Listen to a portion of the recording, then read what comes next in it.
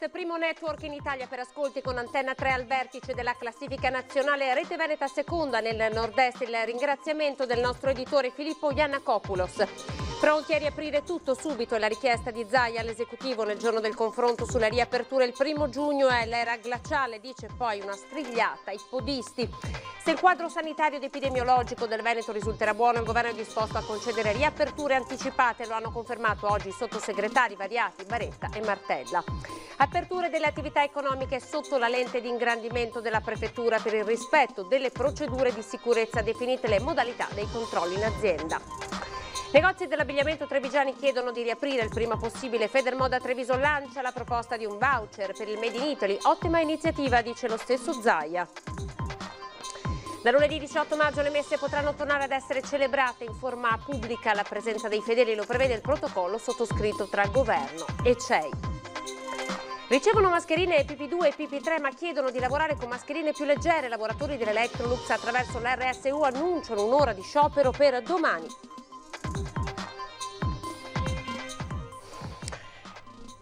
Buonasera, ben ritrovati in diretta come sempre. Questa è l'edizione trevigiana dei nostri notiziari. Avete sentito nei titoli di apertura i risultati del gruppo Media Nord-Est con Antenna 3, prima in classifica su scala nazionale, Rete Veneta seconda. Allora vi proponiamo in apertura del telegiornale il ringraziamento dell'editore Filippo Giannakopoulos.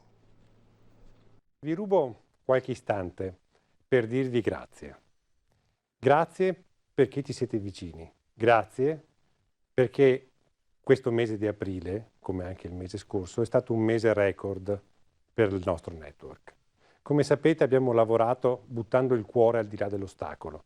Non abbiamo guardato l'economia, non abbiamo guardato la pubblicità che non poteva esserci perché le aziende erano chiuse, ma abbiamo cercato di servire, di fare servizio pubblico, di entrare nelle case, facendo compagnia, informando, essendo vicini a tutto il nostro popolo in un momento di grande difficoltà, come questo dell'emergenza da Covid-19. E i risultati sono dei risultati record, che ci sorprendono, ci rendono pieni di orgoglio e che meritano un grande ringraziamento a tutti voi. Media Nord-Est è il primo gruppo televisivo locale d'Italia. Antenna 3 è la prima televisione locale d'Italia. Antenna 3 è ovviamente la prima televisione locale del Nord-Est e Rete Veneta è la seconda televisione locale del Nord-Est. In molte fasce abbiamo battuto tutti i programmi RAI e i Mediaset. Siamo riusciti a dare un servizio ai telespettatori che è un servizio di qualità, che è un servizio che è basato sul lavoro delle donne e degli uomini che compongono il nostro gruppo e che in questi mesi hanno veramente dato tutto per cercare di servire nella maniera migliore voi telespettatori. Ecco, il vostro affetto, questi record di ascolto che ci danno un'assoluta leadership nel panorama nazionale, ci fanno capire quanto importante sia la televisione locale, quanto importante è farla bene, quanto importante sia fare servizio pubblico. Ecco, il proposito è che in questa fase 2 di ripartenza potrete contare sulle nostre televisioni. Siamo tutti una grande squadra, lavoriamo per il nostro territorio, cerchiamo di sollevarci tutti insieme, diamoci una mano, siamo una grande popolazione, siamo un grande popolo, potremo farcela. Grazie a tutti. Iniziamo adesso con darvi i dati dell'emergenza Covid-19 della giornata di oggi. Rispetto alla tabella che è stata diffusa dall'azienda Zero questa mattina ci sono i nuovi dati, quelli dei contagi e anche quelli dei decessi. Fortunatamente nel Trevigiano non c'è stato alcun decesso, quindi nelle ultime 12 ore non è stato riscontrato nulla, dunque il numero rimane invariato rispetto a questa mattina. Per quanto riguarda invece le positività, nel Trevigiano ci sono 6 nuovi casi di positività da Covid-19, in tutto in Veneto invece i nuovi casi sono 23. Sono 912 casi attualmente positivi nel Trevigiano, in Veneto sono 6.378, quando invece dall'inizio dell'emergenza i numeri nel Trevigiano erano 2.571, in Veneto 18.576. I negativizzati, dunque le persone che sono guarite, nel Trevigiano sono 1.385, 10.579 in Veneto. Questi sono i dati che vi diamo tutte le sere con l'ausilio ovviamente della grafica che potete vedere attraverso gli schermi.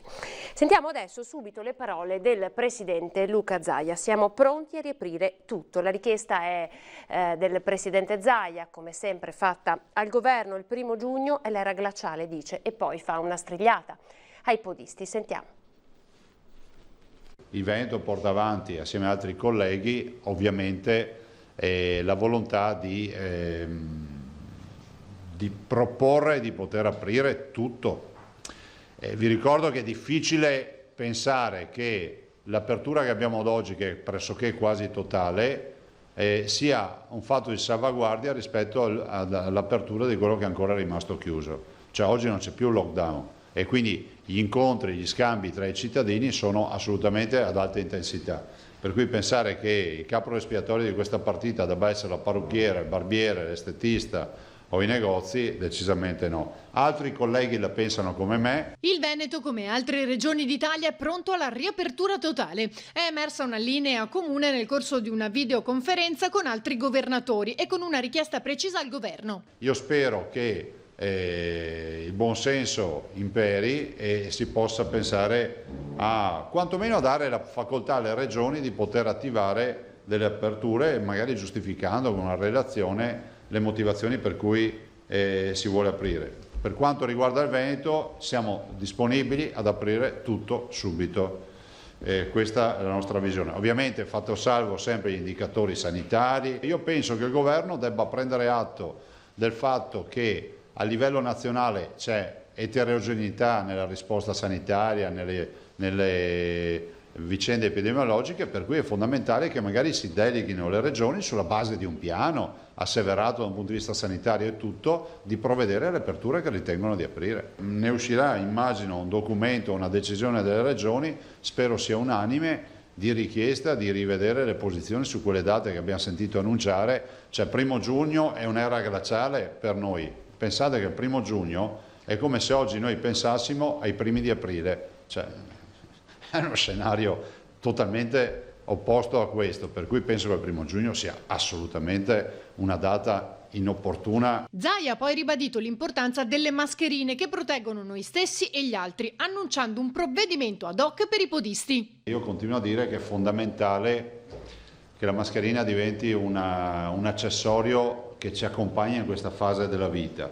E devo anche dire che stiamo scrivendo una circolare, un'ordinanza, adesso vedrò come fare, perché giustamente molti ci segnalano l'incongruenza del fatto che, se è vero da un lato che ad esempio il podista, cioè chi corre a piedi, deve correre senza mascherina, è altrettanto vero che non lo può fare in mezzo ai passeggi pieni di bambini e di cittadini con la mascherina che stanno passeggiando tranquillamente. E quindi bisognerà dire ai podisti che l'attività fisica la devono fare in luoghi non affollati, perché giustamente questo è un fatto che non avevamo valutato, o meglio il buon senso ci dovrebbe portare a valutarlo da soli. No, tu non puoi metterti a correre senza mascherina in mezzo a fiumi di persone che stanno tranquillamente camminando. Faremo un provvedimento per chiedere ovviamente il rispetto delle regole e siccome lì il rispetto del distanziamento non c'è, perché i 2 metri non si riescono a avere, soprattutto in passeggi affollati,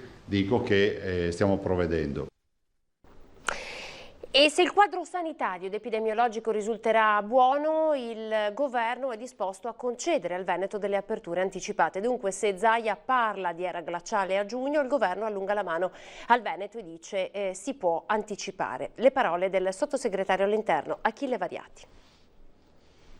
Bisogna attendere un po' i primissimi giorni della prossima settimana, dove potrebbero esserci delle novità da semaforo verde molto interessanti per chi è lì che aspetta giustamente il via per riaprire le proprie attività.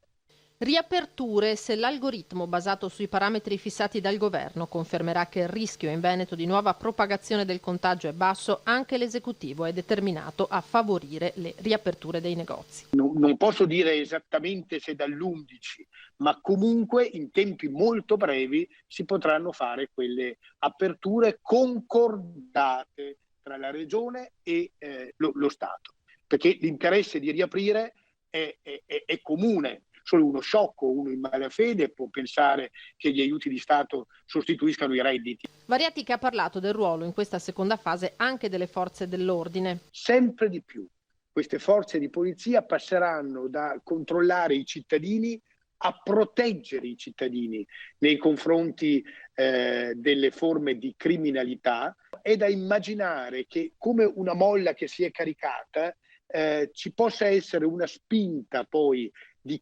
ripresa della criminalità predatoria, di furti e quant'altro che in questi ultimi 2 mesi non avevamo visto. Sostegno alle imprese: occorre che i 25.000 euro messi a disposizione dallo Stato vengano versati con maggiore celerità. Se i quattrini dello Stato non arrivano, possono arrivare quattrini della mafia in termini di prestiti, oppure addirittura pronta l'organizzazione mafiosa a comprare attività commerciali, attività aziendali, magari a prezzi di svendita. Il sottosegretario all'economia Pierpaolo Baretta torna sul decreto maggio, ricordando che si va verso un piano di rientro dei prestiti alle attività produttive da 6 a 10 anni e che la platea dei beneficiari sarà allargata al terzo settore. Poi non si risparmia una frecciata al sindaco di Venezia Luigi Brugnaro sul fronte di un altro ambito delicato in questa fase, quello del trasporto pubblico. I disagi ci sono stati, in parte erano comprensibili, in parte sono responsabilità di una mancata gestione, come purtroppo è avvenuto a Venezia, l'abbiamo visto lunedì. Avevamo messo in allarme dal rischio che nelle ore di punta del giorno dopo ci fossero problemi. Si è visto che ci sono stati, tant'è che ieri opportunamente, per fortuna, meglio tardi che mai, si è ricorsi a un incontro con i sindacati per provare a trovare una soluzione di gestione. Rincara la dose il sottosegretario alla presidenza del Consiglio Andrea Martella, ricordando i 70 milioni arrivati dall'Europa per i danni subiti a novembre da Venezia, che si sommano a quelli già stanziati dal governo e ai 102 aggiunti all'accordo sul porto. Ieri ho visto che il sindaco di Venezia Brugnaro ha ringraziato il commissario alla protezione civile Borrelli. Mi fa piacere, vedo in lui una certa allergia, come dire, a riconoscere al governo quanto sta facendo, ma evidentemente questo fa parte di un suo modo di fare. In prefettura questa mattina a Treviso si è parlato di attività economiche, i temi sono quelli della sicurezza nei luoghi di lavoro e dell'accesso al credito. Aperture delle attività economiche sotto la lente di ingrandimento della prefettura, sia per il rispetto delle procedure di sicurezza per quelle che hanno già riaperto, sia per le difficoltà nelle quali si trovano quelle che ancora sono in attesa di poter riprendere l'attività. In un incontro con le forze dell'ordine, l'Ispettorato del Lavoro, lo Spisal, definite le modalità dei controlli nelle aziende. Per garantire il rispetto dei famosi protocolli, dei vari protocolli che sono stati stilati, per favorire quello che è un rientro in sicurezza dei lavoratori nei vari luoghi di lavoro. E dopo le manifestazioni dei giorni scorsi degli esercenti che chiedono a gran voce di riaprire, massima è l'attenzione della prefettura. L'auspicio è che appunto a breve ci possa essere qualche elemento di novità per le varie categorie, specialmente quelle che hanno evidentemente meno occasioni di contagio o comunque diciamo così, che più facilmente possono attrezzarsi per lavorare in sicurezza. Altro fronte è quello della difficoltà per molti imprenditori dell'accesso al credito garantito. Oggi nuovo incontro con le banche. Sono state sensibilizzate in questo senso le banche perché appunto si possono in qualche modo accelerare il più possibile le procedure per la concessione di queste somme. Ovviamente lì è emerso quello che è un dato che si può capire, evidentemente c'è sempre il problema della valutazione del merito bancario, quindi valutare effettivamente se le condizioni di difficoltà in cui un'azienda si trova sono legate evidentemente al momento contingente dell'emergenza Covid, o non vi siano invece delle conclamate incapacità di un'azienda di reggersi. A portare alla prefettura la preoccupazione di molti piccoli imprenditori è anche il gruppo di Fratelli d'Italia. Chiedono come riaprire, quando potranno riaprire, ma soprattutto di poter riaprire, perché alcuni si sono già messi in sicurezza con tutto quello che era richiesto e quindi chiedono di poter riaprire, altrimenti andranno verso la chiusura e quindi il licenziamento purtroppo del personale dipendente. Attività economiche e mascherine all'Electrolux di Susegana è stato annunciato un'ora di sciopero da parte dei lavoratori nella giornata di domani. Le mascherine messe a disposizione dalla direzione aziendale agli operai di Susegana sono del tipo FP2, FP3, dunque molto più performanti rispetto alle ordinarie mascherine chirurgiche, ma questo comporterebbe un eccessivo disagio causato dalla resistenza alla respirazione e dunque dal conseguente affaticamento. Lo sostengono le rappresentanze sindacali interne, che hanno deciso dunque per domani lo sciopero di un'ora vista la risposta negativa ricevuta alla richiesta di poter operare con la mascherina più leggera, che, sostengono, rientrerebbe comunque nei parametri di sicurezza definiti. Si tratta di una decisione però che non pare condivisa dalla FIOM. CGIL, lo sciopero per questa ragione, pur nel rispetto dell'autonomia delle RSU e dei rappresentanti della sicurezza, mi lascia quantomeno perplesso. È il commento di Enrico Botter, segretario generale dei metalmeccanici CGIL Trevigiani.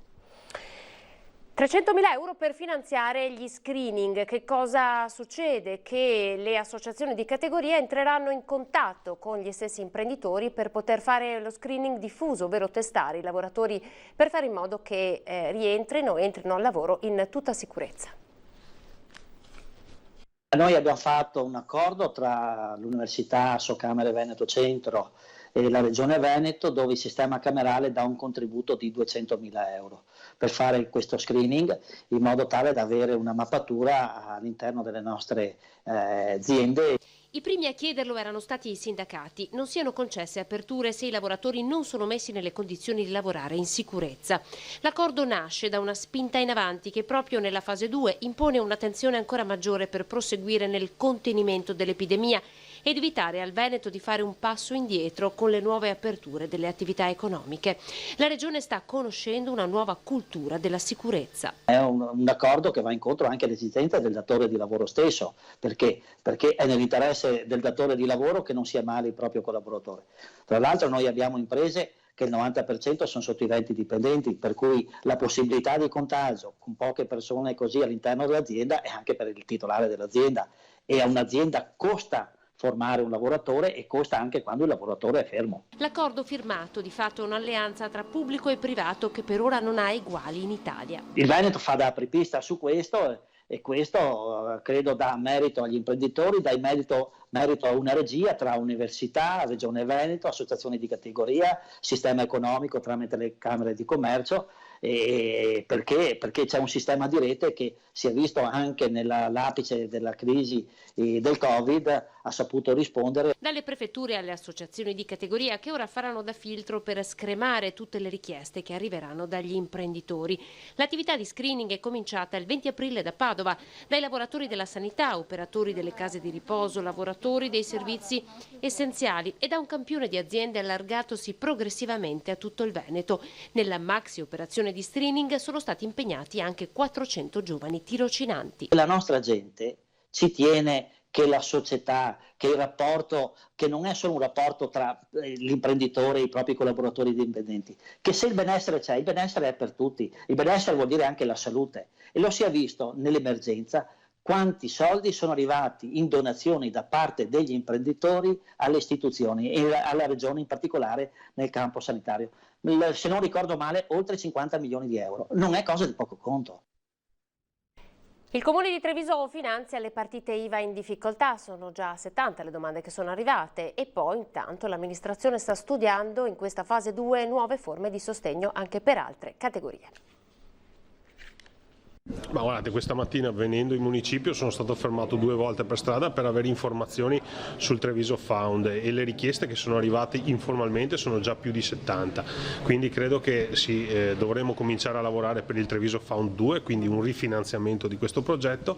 Treviso Found, i prestiti nati da un contributo comunale ed erogati dalle banche tramite i consorzi di garanzia prendono piede. A Cassugana un incontro operativo per illustrare i dettagli dell'accesso ai finanziamenti a tasso agevolato riservati alle partite IVA. Ma il sindaco Conte anticipa che è allo studio un'ulteriore misura, ma sulle categorie a cui sarà destinata non si sbottona. Sì, col vice sindaco De Chicchi stiamo lavorando per Treviso Found 3, che sarà una declinazione di questo progetto che andrà a rispondere a un'esigenza molto puntuale e molto sentita da parte della nostra comunità. Non posso dire altro perché altrimenti si scatenerebbe la caccia all'informazione, soprattutto da parte dei cittadini che ne hanno bisogno, ma nel giro dei prossimi giorni, massimo nel giro di una settimana / 2, riusciremo a presentare questo ulteriore prodotto che Nell'accordo con consorzi e banche è la facilità di accesso al finanziamento, la semplificazione dei passaggi burocratici, la principale condizione messa nero su bianco. Chi si accosterà a questo genere di sostegno economico non dovrà disperarsi a mettere insieme gli incartamenti necessari. Unica specifica da Cassugana, gli aiuti in questione sono riservati a chi si è trovato in difficoltà a causa dell'emergenza sanitaria, non per precedenti problematiche. Un sostegno che enti e istituti del territorio si sono subito dimostrati pronti a dare. Certamente le banche del territorio sono le banche che danno una risposta immediata più rapida. Io naturalmente auspico che il sistema bancario complessivamente possa immaginare di adottare questi sistemi e anche in scala più diffusa rispetto a Treviso per dare delle risposte al nostro mondo dell'impresa.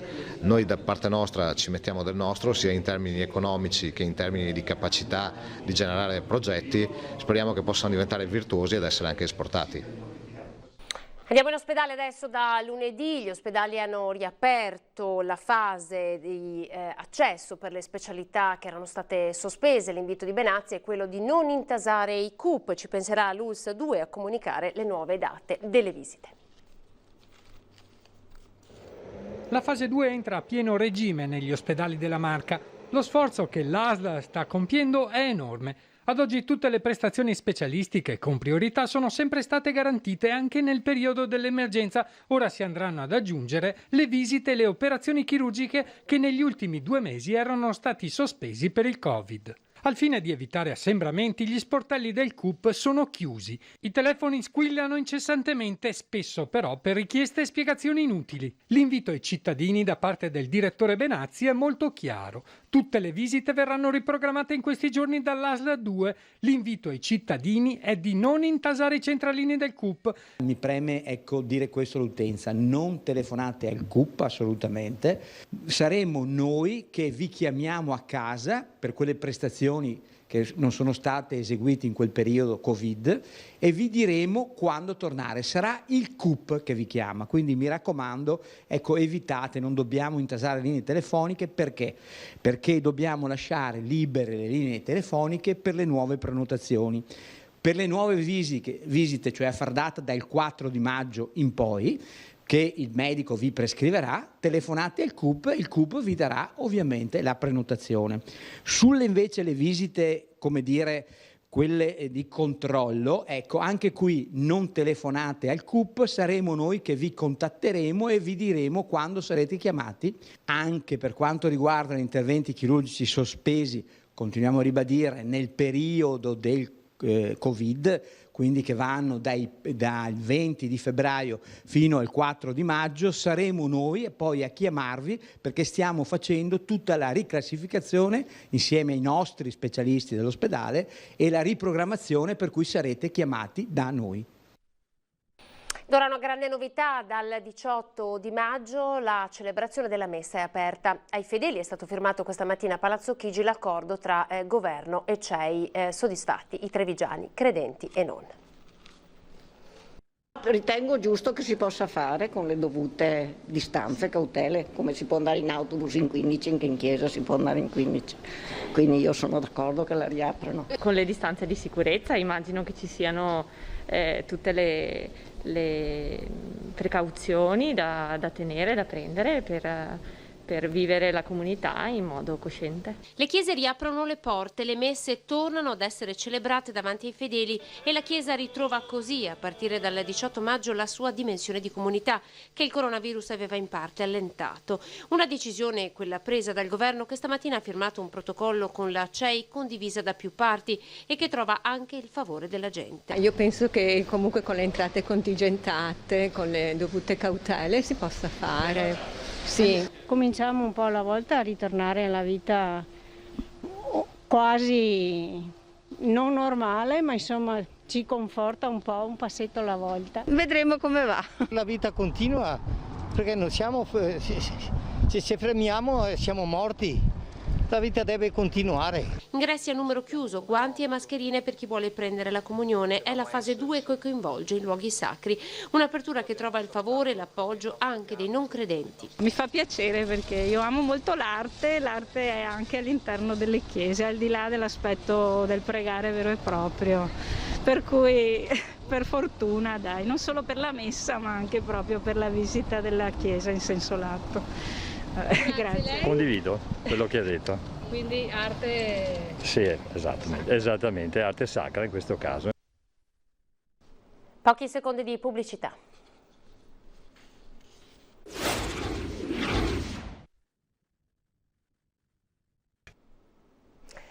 Ed ora parliamo di moda. Dopo il turismo, un altro dei settori in difficoltà. La parola va a Federmoda, che sta proponendo dei voucher per il Made in Italy.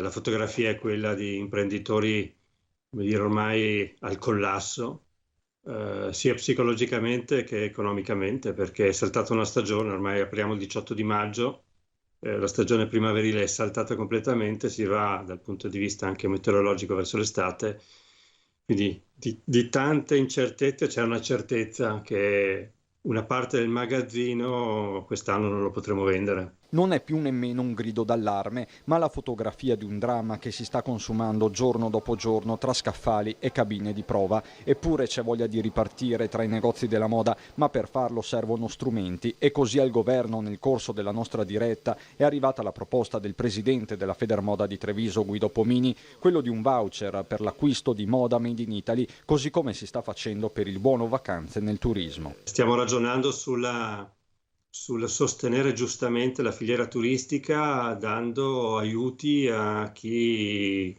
consumerà le proprie ferie in Italia.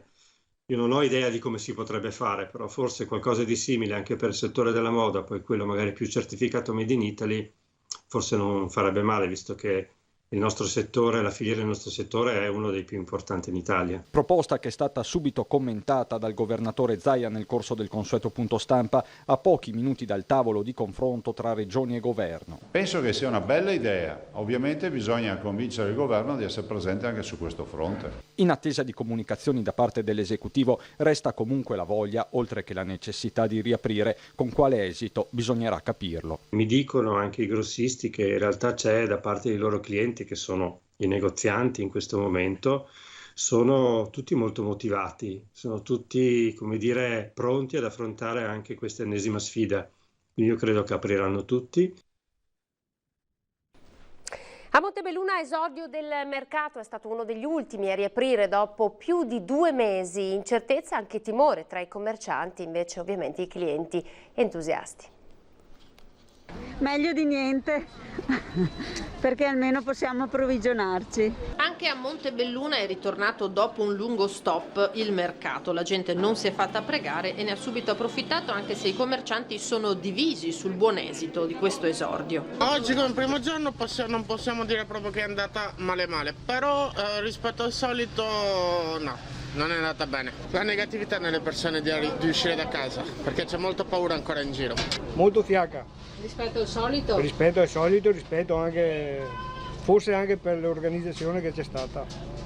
Infatti un po' tutti quanti dicono che non era tanto... Però dai, piuttosto di rimanere a casa. Anche massa bene, avevo paura che non venisse fuori la gente, invece nonostante che non fosse tanta informazione ha risposto bene, sia ieri a Castelfranco che oggi a Montebelluna. Nonostante tutto siamo anche soddisfatti, visto che si può lavorare non possiamo neanche lamentarci. Sì, dai, abbiamo anche lavorato. Dopo 2 mesi Montebelluna aveva bisogno di mangiare un po' di pesce, di genere alimentare in genere. C'è stato gente, c'è stato movimento. Siamo tutti contenti perché bene o male la giornata è bella, si sono mossi, bravi.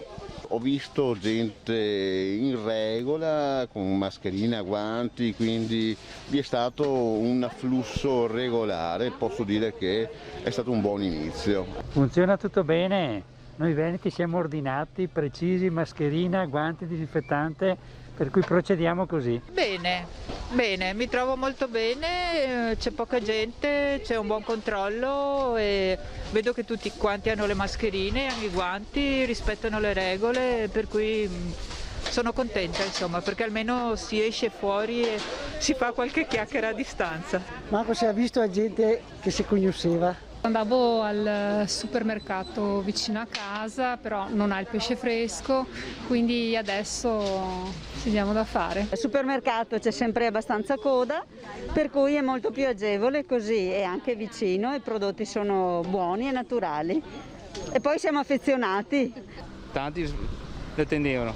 Tanto tempo che aspettiamo sto apertura perché ormai eravamo isolati e va bene così. Speriamo che tutto vada bene, che finisce sto coronavirus prima che si può.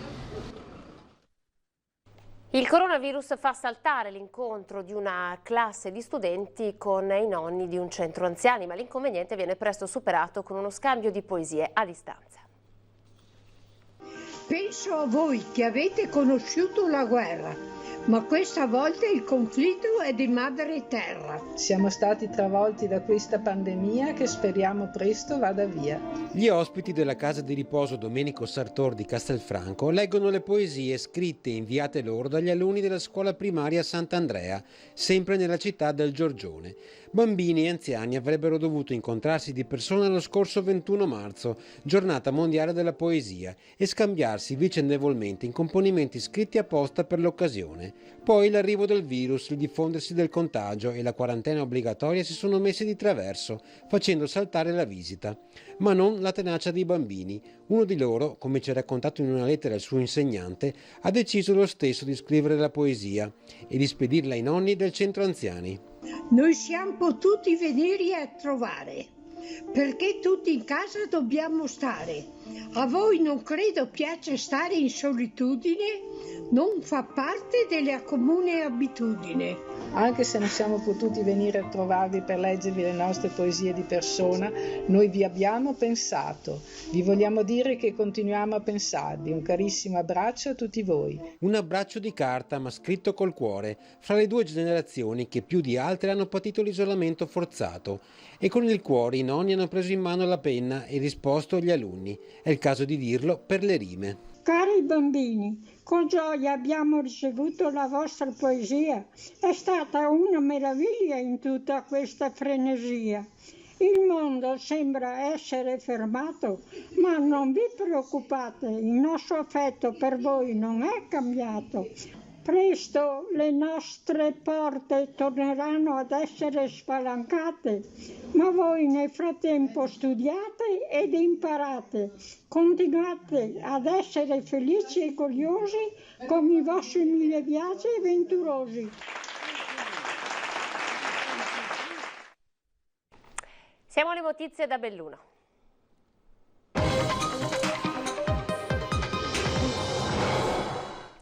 Con il voto favorevole definitivo del Senato è arrivato il via libera alla legge per le Olimpiadi invernali 2026. Zaia, è una grande gioia, il tassello che mancava per cominciare in concreto questa grande avventura.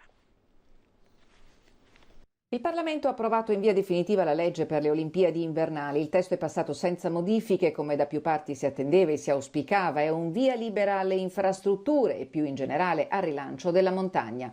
Ringrazio il Parlamento perché è stata votata praticamente all'unanimità.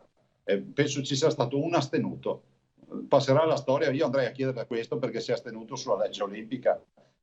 Il voto favorevole definitivo 225 sì e un solo astenuto del Senato al decreto legge sullo svolgimento delle Olimpiadi Milano Cortina 2026 è una grande gioia, il tassello che mancava per cominciare in concreto una grande avventura, dice Zaia, consapevole di un presente complicato ma proprio per questo anche di un lavoro a un futuro d'oro come le medaglie olimpiche.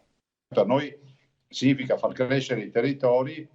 E le Olimpiadi, voglio ricordare, non saranno solo Cortina, saranno le nostre Dolomiti, ma sarà tutto il territorio. Basti pensare che la serata di chiusura si farà all'Arena di Verona per dare una dimensione di quanto io abbia voluto che queste Olimpiadi fossero veramente le Olimpiadi del Veneto. Per il Veneto dell'impresa e del turismo che oggi soffre, le Olimpiadi Milano Cortina 2026 simboleggiano il domani, la ripresa, occasioni di sviluppo economico, posti di lavoro che si creeranno, PIL che crescerà. Le Olimpiadi fanno parte di un domani che va costruito oggi, mentre ancora si combatte con un nemico feroce come il coronavirus. Per il deputato del PD Roger Domenech, relatore del provvedimento, la legge rappresenta un messaggio per i cittadini. Sono certo, scrive, che sapremo cogliere questa occasione per completare le infrastrutture di cui la montagna ha estremo bisogno, dai collegamenti con la pianura, le connessioni con le reti informatiche, dalla messa in sicurezza del territorio alla riqualificazione dell'offerta turistica. Sarà un lavoro lungo che coinvolgerà le amministrazioni locali e i soggetti che sul territorio si impegneranno per fare delle Olimpiadi invernali del 2026 un momento di svolta e di rilancio a lungo termine. Andiamo a Feltre. Confindustria nel mirino dei vandali. Invece di chi va a correre odia chi ti manda a lavorare. Confindustria assassina. Questa la scritta su decine di manifesti comparsi oggi a Feltre. Immediato lo sdegno per il gesto e la solidarietà per l'associazione da parte del deputato e coordinatore regionale di Fratelli d'Italia Luca De Carlo. Tutto il mio sostegno a chi vuole lavorare garantendo la sicurezza dei propri lavoratori. Immediato è arrivato anche il sostegno da parte del sindacato CISL. Abbiamo appreso con sdegno e preoccupazione il verificarsi a Feltre di episodi di vandalismo che hanno preso di mira Confindustria e una parte del mondo economico. Lo diciamo subito con forza, anche noi come CISL ci sentiamo colpiti da questi spregevoli atti criminali ed esprimiamo tutta la nostra solidarietà verso i soggetti oggetto delle attenzioni dei vandali.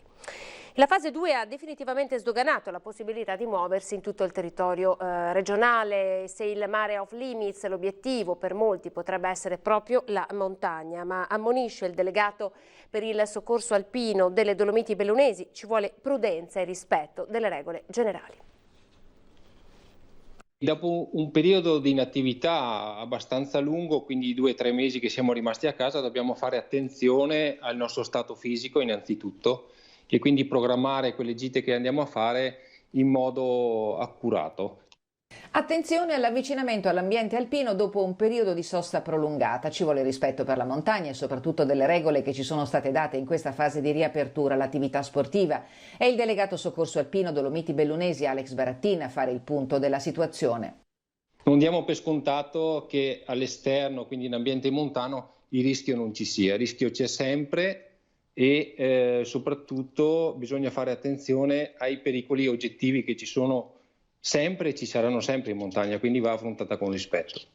Le problematiche legate alle escursioni in montagna sono sempre le stesse, legate all'attrezzatura di sicurezza da portare con sé nello zaino, ma in tempi di coronavirus, oltre alle classiche dotazioni, ci sono da aggiungere mascherine, guanti e detergenti disinfettanti, una sorta di mini kit d'aiuto non solo per se stessi, ma anche per gli altri. Il soccorso alpino si sta adoperando per eseguire gli interventi nel migliore dei modi, con la tempestività di sempre. Naturalmente le procedure che abbiamo in atto in questo momento fanno sì che la preparazione tecnica e vestizione del nostro personale naturalmente allunga un po' l'intervento, ma questo è inevitabile per avere la sicurezza di tutti gli operatori.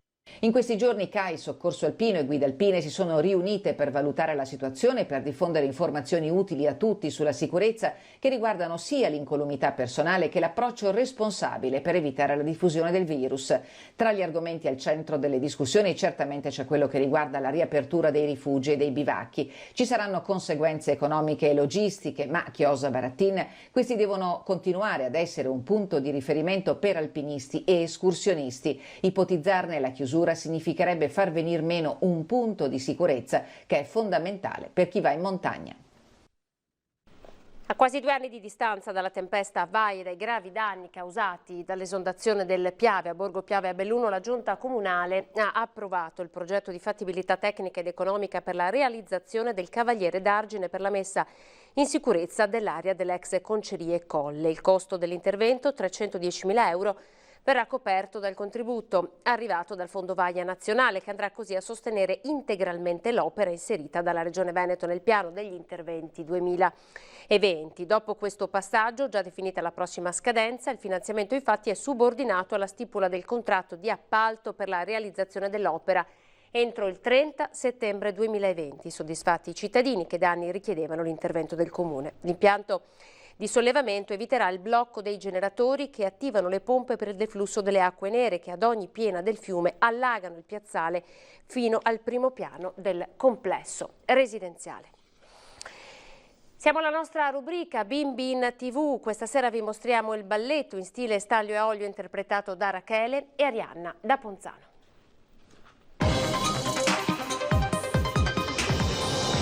Commence to dancing, commence to dancing, left to dancing, commence to dancing,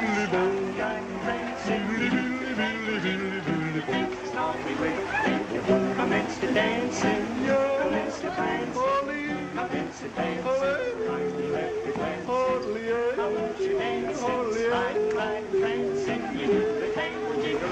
This is how we wiggle. Hold the order and hold the slidey and hold a little hold your shoulders and your fingers rolling all in the ball. Let the ball and roll. Some harder and you hold slidey and hold a little.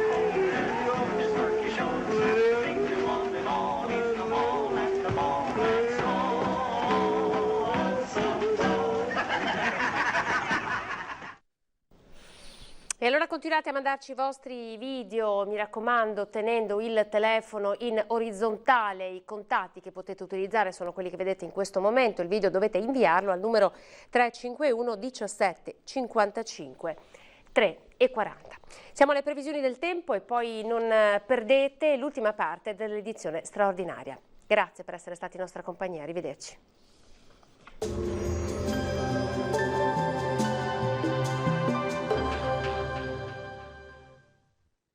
Bentrovati al meteo. Sul nostro territorio un'altra giornata con tempo asciutto e stabile grazie alla presenza dell'anticiclone che sarà sempre più presente sull'Italia. Il dettaglio di venerdì 8 maggio.